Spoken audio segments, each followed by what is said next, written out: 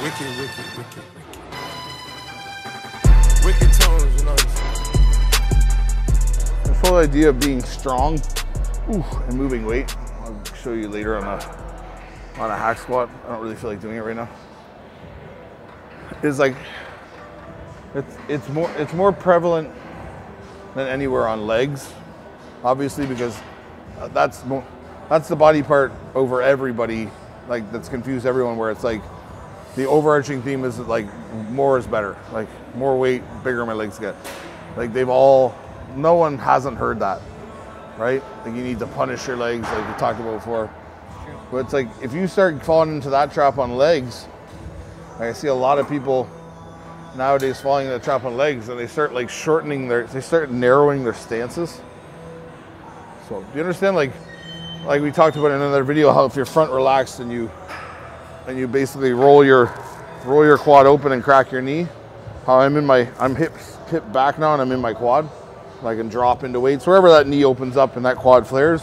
Mine's there, so I'm here.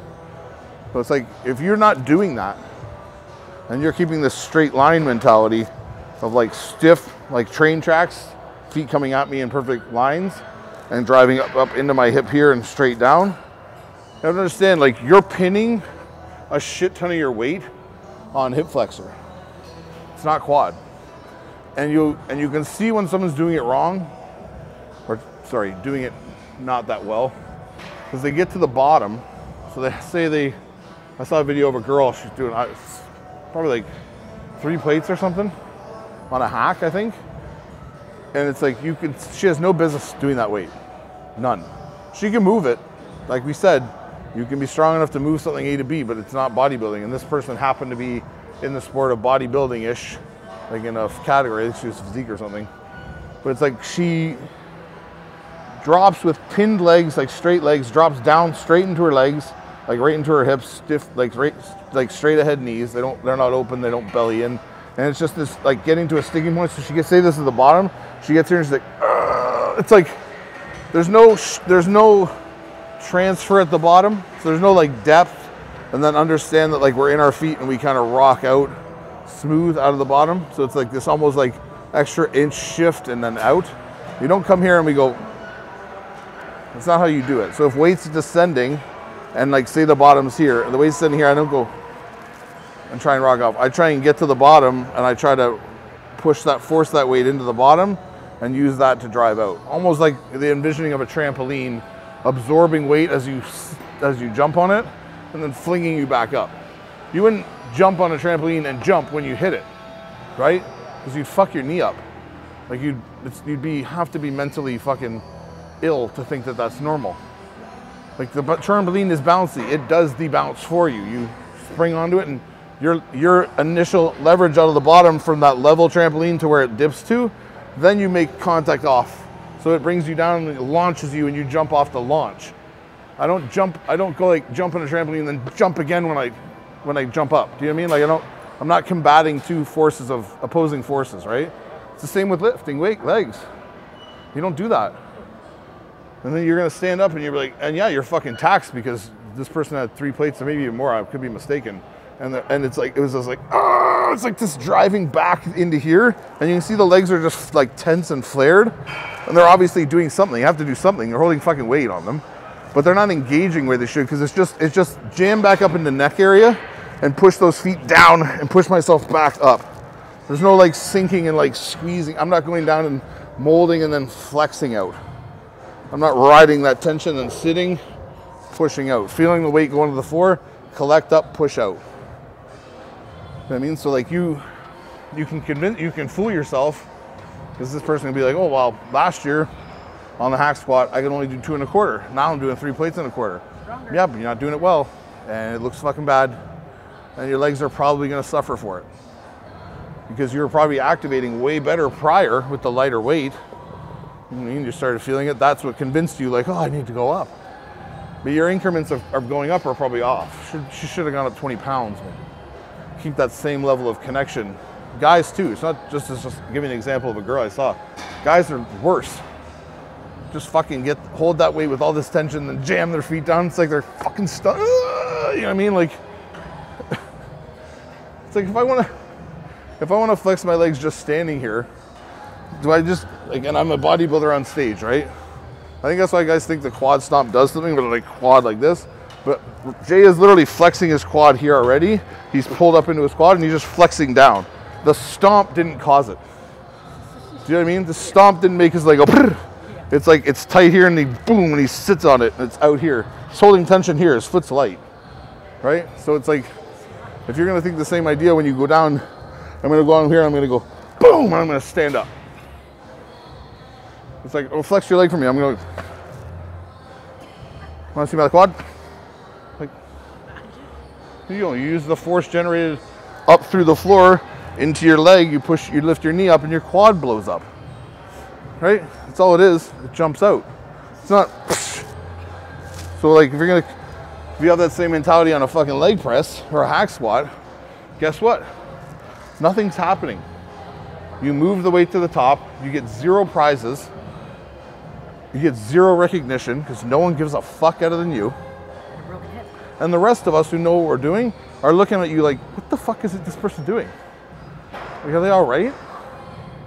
Like, they can't even do that. They can't even take the weight down properly with good forward, but squeeze up and stand up with a plate and a quarter. Like, come and train with me. I'll bury you at a plate and a quarter. You 6, 7, 8 plate hack squatters. Not speaking to like pros who have like, who know what they're doing, guys who understand how to lift.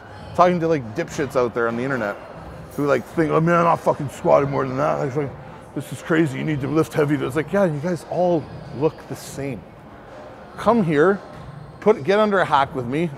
No one will try and bury you, hurt you. Like no one will try and like purposely try and fuck you up.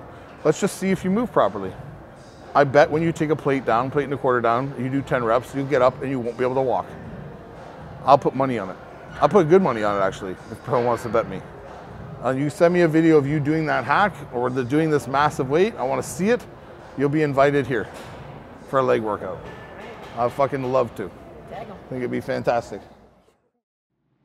Pumped up, perfect peps. Ultimate superset. You want to fucking maximize your time in the gym? Got a superset with inner thigh and pecs. Fucking pump is unbelievable. So you can't get enough. Boom, right into here. Deadly fucking superset. Unbelievable. You just killed 10 minutes in the gym. Let's just address the fact that people, this isn't the people's fault that are doing this exercise. Because I'm sure in some cases it's actually due to lack of equipment. So like you gym owners out there, you see people doing this in your gym, you can laugh at them, but you might want to take a look around and be like, man, maybe I don't have enough fucking equipment in here. They've had to like resort to like extreme measures to get like new chest movements. It's the fact that you'd think that like opening, I would have never thought in a million years. So credit to these people that are doing this shit. As dumb as it is, like I would have never thought of it, so good for you. Like, cause it's just fucking, it's next level weird. So someone saw the adductor machine and thought I can do chest flies off that.